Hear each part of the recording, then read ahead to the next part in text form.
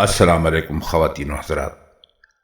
آج ہم آپ کے لیے مرزا غالب کی جو غزل لے کر آئے ہیں اس میں کل 3 شعر ہیں۔ اس کا پہلا شعر ہے: مجلس شمع عذارا میں جو آ جاتا ہوں، شمع ساں میں تہے دامان صبا جاتا ہوں۔ مجلس کہتے ہیں محفل کو یا کسی ایسی جگہ کو جہاں پر چند لوگ کسی بھی مقصد کے لیے اکٹھے ہوئے ہوں، جمع ہوئے ہوں۔ شمع عذار کا مطلب ہے شمع جیسے رخساروں والا یا شمع جیسے گالوں والا، کیونکہ فارسی میں عذار رخسار کو کہتے ہیں، تو یہاں اس کا مطلب ہوگا روشن چہرے والے۔ اور ظاہر ہے کہ مرزا غالب روشن چہرے والے کسے کہہ رہے ہیں؟ وہ اپنے محبوب کو کہہ رہے ہیں، معشوقوں کو کہہ رہے ہیں، یا ان حسینوں کو کہہ رہے ہیں کہ جن سے وہ دل لگی کیا کرتے تھے۔ شعر میں فرماتے یہ ہیں کہ میں جب حسینوں یا معشوقوں کی مجلس میں آتا جاتا ہوں تو شمع کی طرح دامن کو اپنی اوٹ بنا لیتا ہوں۔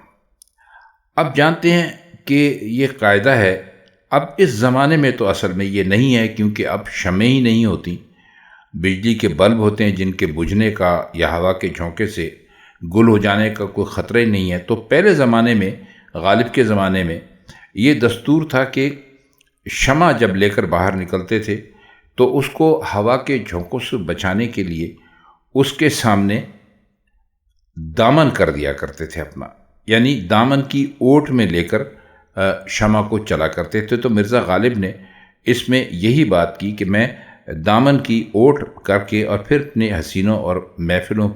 حسینوں کی محفلوں میں جاتا ہوں۔ اب محفل حسن میں اس طرح جانے کا مطلب کیا ہو سکتا ہے؟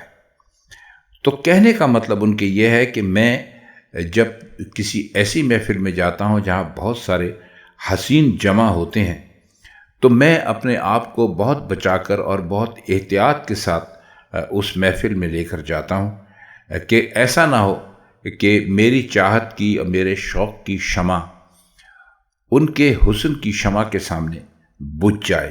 اس لیے میں ہمیشہ بہت ہی احتیاط سے کام لیتا ہوں۔ شمع ساں کا مطلب ہے شمع کی طرح، یعنی انہوں نے جو کہا ہے نا، شمع ساں میں تہے دامان صبا جاتا ہوں، تہ کا مطلب ہوتا ہے نیچے، دامان صبا یعنی ہوا کا جھونکا ہے، اس کو آپ سمجھ لیجئے۔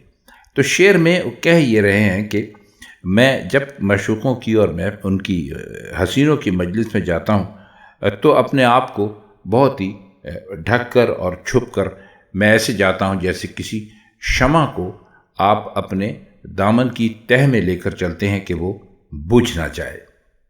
اگلا شعر ہے: سرگراں مجھ سے سبک رو کے نہ رہنے سے رہو، کہ بیک جنبش لب مثل صدا جاتا ہوں۔ سرگراں کا مطلب ہوتا ہے اداس ہونا، ملول ہونا، رنجیدہ ہونا، اور سبک رو کہتے ہیں تیز چلنے والے کو، جنبش کہتے ہیں حرکت ہونے کو، بیک جنبش یعنی ایک حرکت۔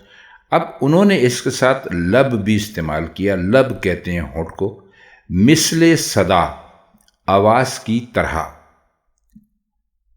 فرماتے وہ یہ ہیں کہ مجھ سے تیز رو کے نہ رہنے سے طویل اور رنجیدہ نہ ہو، یعنی اگر میں بہت تیز چل رہا ہوں تو آپ اس میں پریشان نہ ہوں۔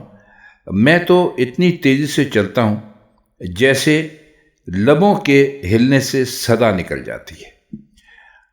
اب اس شعر میں اصل تو انہوں نے زندگی کے بارے ہی میں بات کی ہے کہ انسان کی زندگی جو ہے وہ کیا ہے۔ اگر وہ بہت تیزی سے گزر رہی ہے اور عمر ختم ہو رہی ہے تو آپ اس کے لیے پریشان نہ ہوں، کہ زندگی کی مثال تو ایسے ہے جیسے کہ آپ نے اپنا لب ہلایا، اپنا ہونٹ ہلایا اور اس میں سے آواز نکل گئی، تو ظاہر ہے اس میں کوئی وقت نہیں لگتا۔ جیسے ہی آپ کچھ کہنے کی کوشش کرتے ہیں، اپنے لب کو ہلاتے ہیں، تو وہاں سے بہت تیزی سے آپ کی آواز نکل جاتی ہے، صدا نکل جاتی ہے۔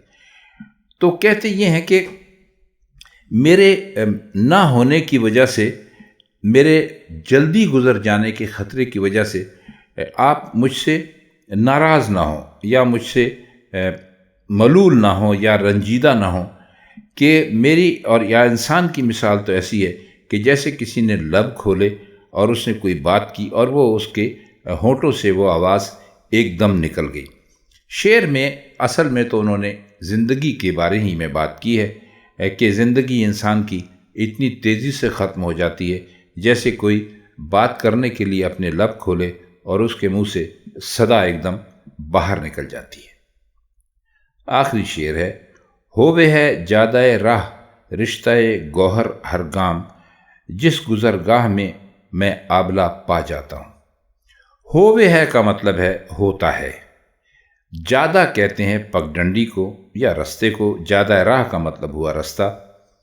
رشتہ ایک گوہر، رشتہ کہتے ہیں ایک چیز کے اندر، کسی دھاگے کے اندر کسی چیز کو پروئے ہونے کو، اور آپ جانتے ہیں رشتہ ہم کس کو کہتے ہیں؟ رشتہ اصل میں پروئے ہوئے کو کہتے ہیں۔ جیسے آپ دھاگے کے اندر کچھ موتی ڈالتے ہوئے ایک دوسرے سے ملے ہوئے ہوتے ہیں، تو اسی طرح یہ سے لفظ رشتہ دار ہے، یعنی وہ لوگ جو ایک ہی لڑی میں پروئے ہوئے ہوتے ہیں۔ گوہر کہتے ہیں موتی کو، یا کسی بھی قیمتی پتھر کو یہاں کہتے ہیں۔ گزرگاہ کہتے ہیں گزرنے کے راستے کو۔ آبلہ پا، وہ جس کے پیروں میں آبلے پڑے ہوئے ہوں، چھالے پڑے ہوئے ہوں۔ تو کہتے ہیں کہ میرے پاؤں میں چھالے ہیں، اور میں جس گزرگاہ میں قدم رکھتا ہوں، یعنی جس راستے میں قدم رکھتا ہوں، ہر قدم پر راستہ وہی شکل اختیار کر لیتا ہے جو موتیوں میں دھاگے کی ہوتی ہے۔ انہوں نے راستے کو رشتے سے اور چھالوں کو موتیوں سے تشبیہ دی ہے۔ اب شعر کا مطلب کیا ہوا؟ شعر کا مطلب یہ ہے کہ میں جس راستے سے گزرتا ہوں، جہاں بھی میں جاتا ہوں، میں اپنا نیا راستہ تلاش کر لیتا ہوں، مجھے کسی اور کے راستے پر چلنا آتا نہیں ہے۔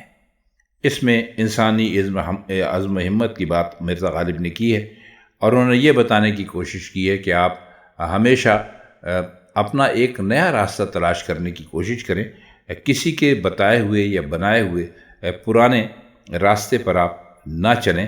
اس میں آپ کو کتنی دشواریاں ایسی نہ پیش آئیں جیسے اس آدمی کو دشواریاں پیش آ سکتی ہیں کہ جس کو چلتے ہوئے عام حالات نہیں ملتے، بلکہ اس کے پیروں میں چھالے بھی پڑے ہوئے ہوتے ہیں۔ تو انسانی عزم و ہمت کو بڑھاوا دینے کے لیے مرزا غالب نے یہ شعر لگتا ہے کہ کہا ہے۔